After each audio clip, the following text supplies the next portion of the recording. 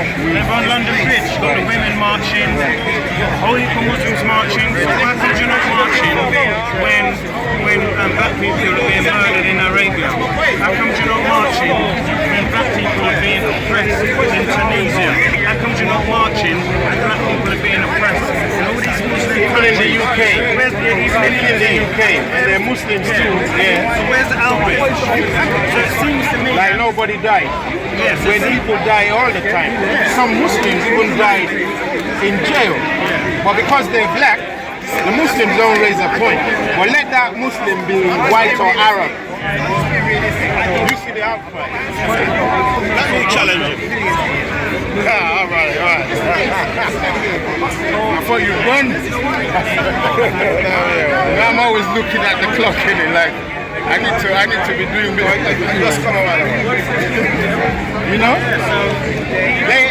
It's clear. Are you marching for truth and right, or are you catering to the racist element in Britain? Is that why you're really marching? And the New World Order narrative. Because they're just pitting us against each other. Brother, you had a point you were making the other time. Sorry.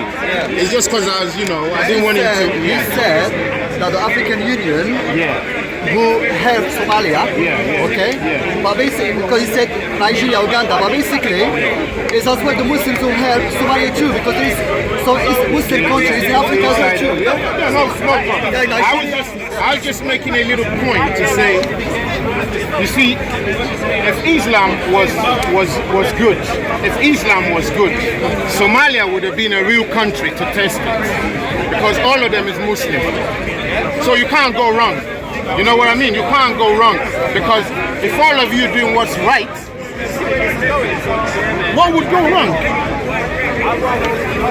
If you go inside McDonald's right now, McDonald's looks better than Islam.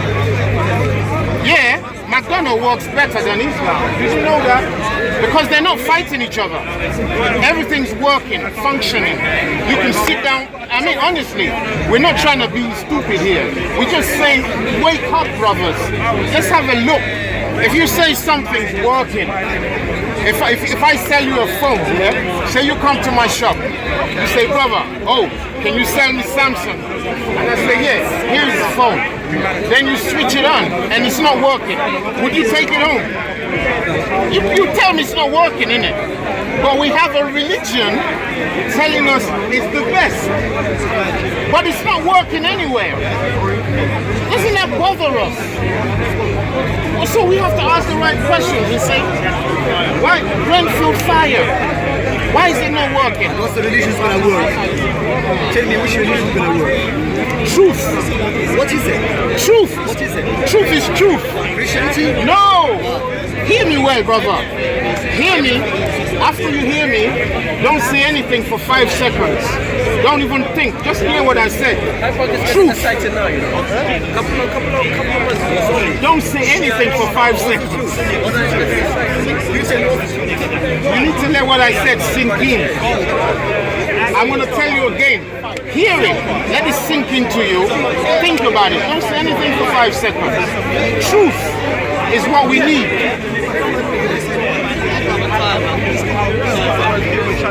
Can't see and not hell you up, you know? Hey, me too, man. Me too.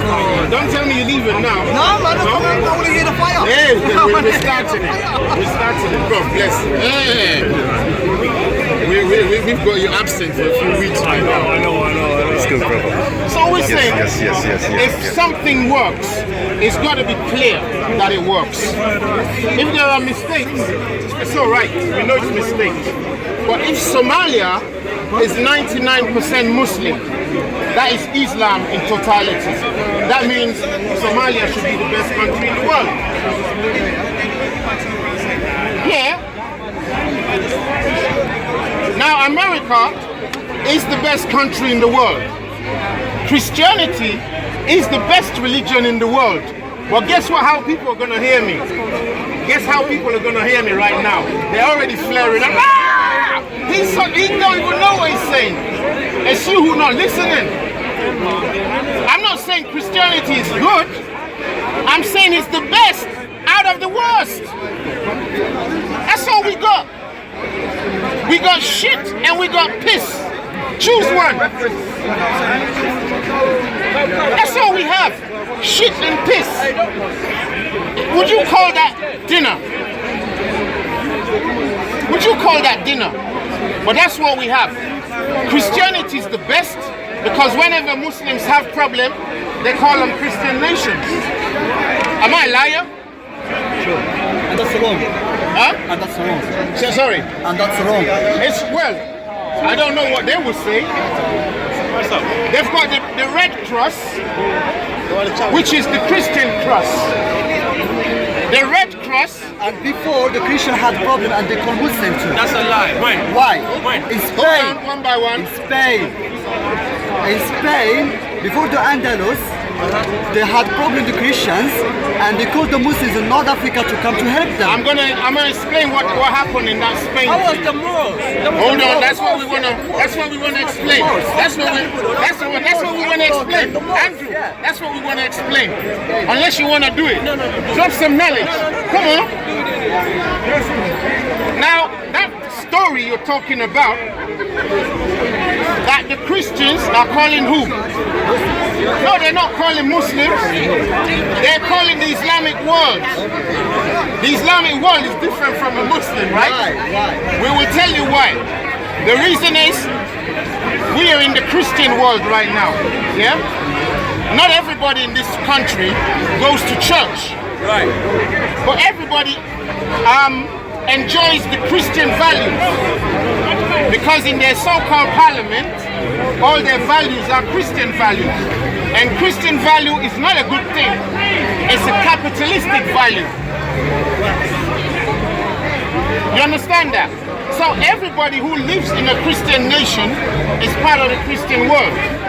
It doesn't matter what they believe, but you're protected under their Christian. When the Jews, the real Jews, used to live under Muhammad's time. Sis, how are you? You good? Yeah? How you going?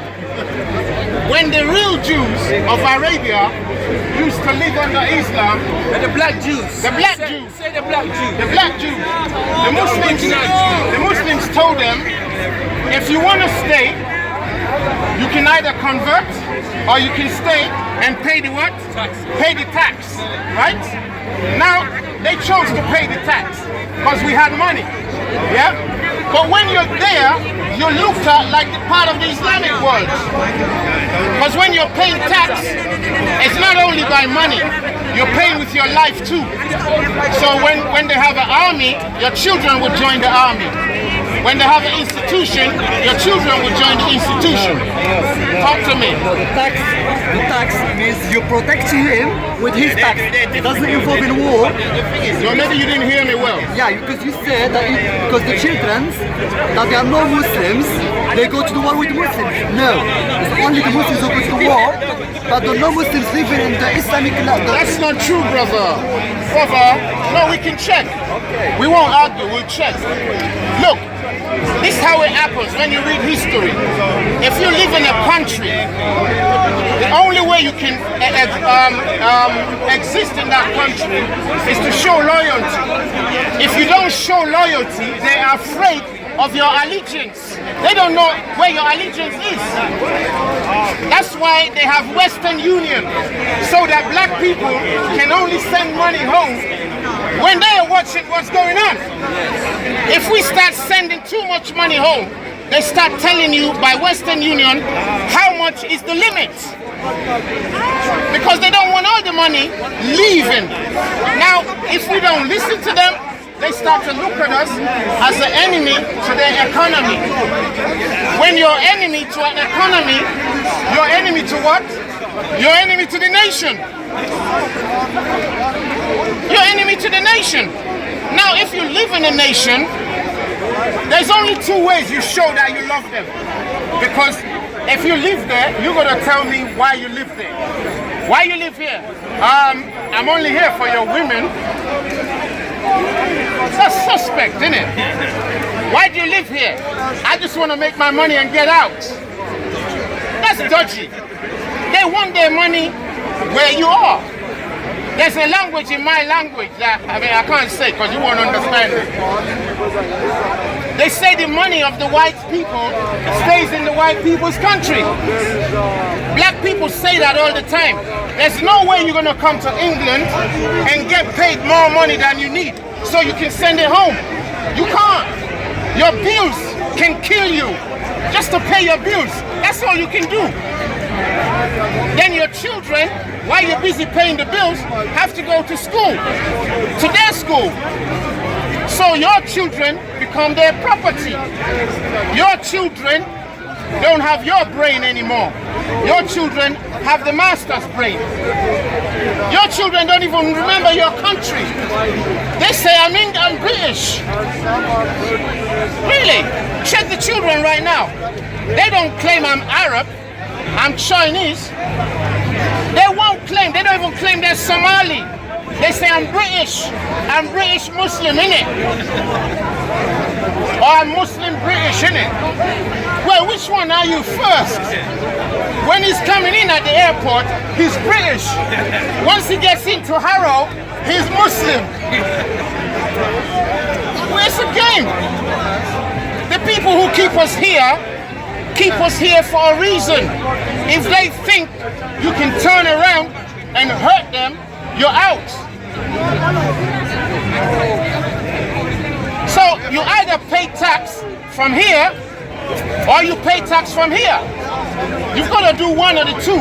And when you pay tax from here, it means you're paying tax from here. You're paying with your blood. Because in the British Army, there's a section called the Gurkhas. The Gurkhas, what country is that from again? The Gurkhas in the British Army. Many of you don't even know about them. Nepal. Are they Philippine? Nepal, thank you. From Nepal. They form a huge regiment. Nobody knows about them. They're recruited from Nepal, the poorest country in the world, to come and fight for the richest country in the world. And when there's a war, they put them first. They put them out there first. Because the Nepalese can look like Arab. They can look like Afghani. They can look like Mongolia. They can look like Mexico. They can look like Latino. They can even look like Nigeria. What the? You're making more sense today than last time, man. Thank you. Seriously, I mean that. I'm getting more points anyway. Yeah. I'm surprised you left early. Now I have to go We home. wanted to focus on you. We think you got something to tell us, bro. French did that exactly with Say again? what you're talking about Nepal. They took Moroccans to Vietnam. Oh, they took Moroccans. Oh, thank you. To Vietnam. Exactly. Yeah. I was watching documentary last night. All the French Yeah. that are alive, they're getting pension. Some Moroccans still fighting. They're still fighting to get it. Thank you very much. Up to now. Up to now. Yeah.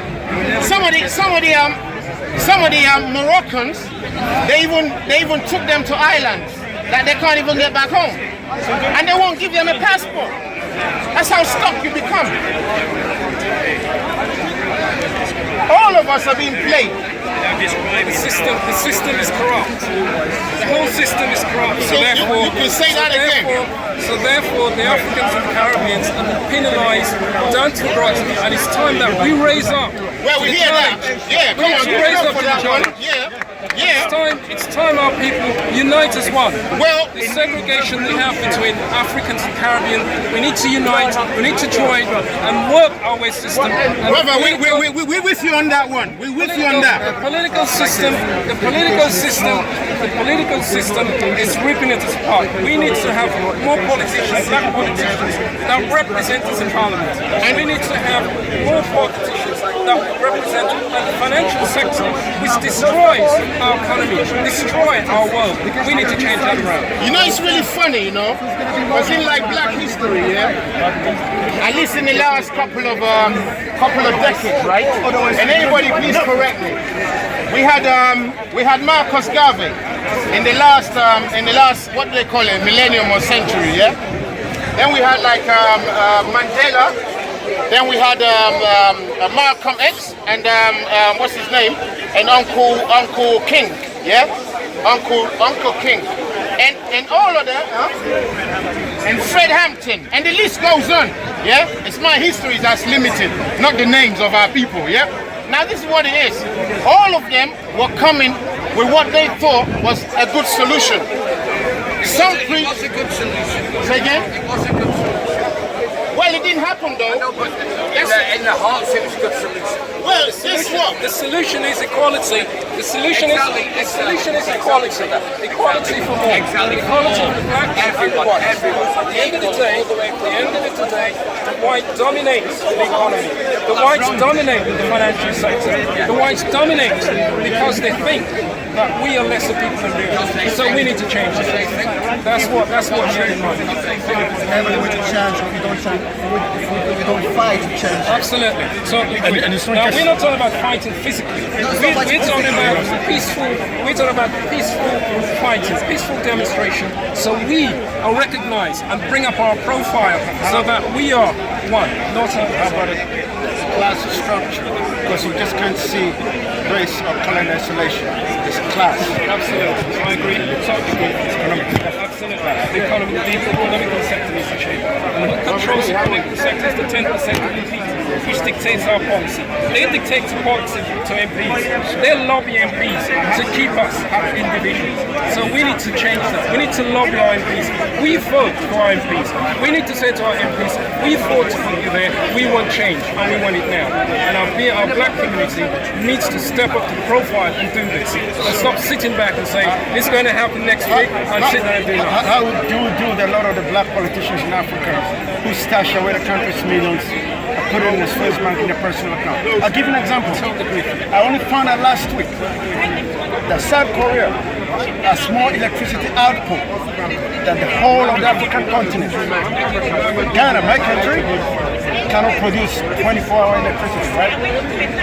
After 3 hours, they shut electricity for 12 hours, 12. And that is supposed to be one of the best. If I may interject, if you look at the African countries, the major wealth of all the raw material is controlled by the West. So therefore the West dictate the policies. But what we should do, as you rightly said, instead of this corruption we have, embezzling our money and send it abroad and make the other countries richer. Collude with them. We need to say to these people, your time is over. That's right. We've had enough. Clean our own house. Absolutely. Clean our own house. We need every single African in every part of Africa must enjoy the commons.